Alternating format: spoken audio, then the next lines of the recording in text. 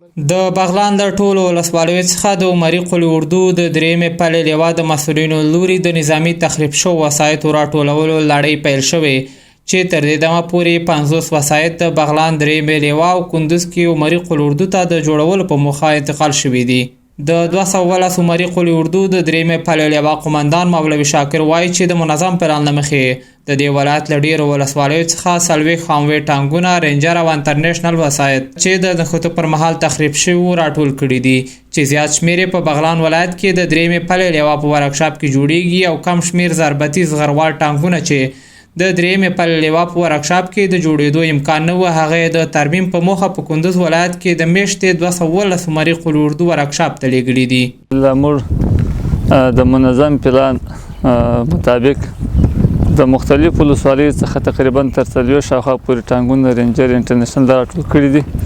د رغونې لپاره. هغه چې جوړېږي هغه به جوړوو او بعضې داسې چې هغه د ترمیم وړ نه دي نو هغه به بیا په نورو ټانګو کې یا رینجرو کې چې کوم کباړ دي هغه پرزې د استفادې وړ په هغه کې کاروو او دا پلان روان دی، جریان لري. تقریبا بعضې ولسوالۍ پاتې دي چې ډېر کم شی پکښې پاتې دي، نور مو ټول راټول کړي دي.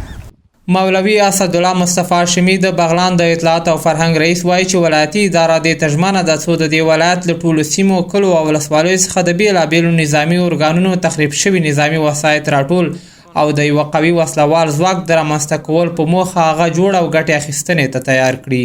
ولایتي اداره په ټوله کې لکه څرنګه چې وعده او تعهد کړی د خپل ملت سره په ټولو وعدو ته ژمنه ده. یو په دې کې د وسایطو جوړول دي، د وسایطو راټولول دي او د وسایطو بیا ترمیم د همدارنګه د ملي اردو د قطاعاتو جوړول، د پولیسو قطاعاتو جوړول، همدارنګه د امنیت ملي د قطاعاتو جوړول. الحمدلله په دې باندې عملاً کار روان ده. تاسو په خپل وکتل الحمدلله لیوا کې ډیر کار شوی ده، ډیر پرمختګ شوی ده. د بغلان د لیوا قومندان مولوي شاکر وایي ځینې وسایط چې ډیر تخریب شوي او د جوړېدو امکان یې نه تر سترګو کېږي، دوی د هغو وسایطو پر ځای په نورو وسایطو کې ځای پر ځای کوي څو هغه د تخریب شوو وسایطو پرزو سره جوړ شي.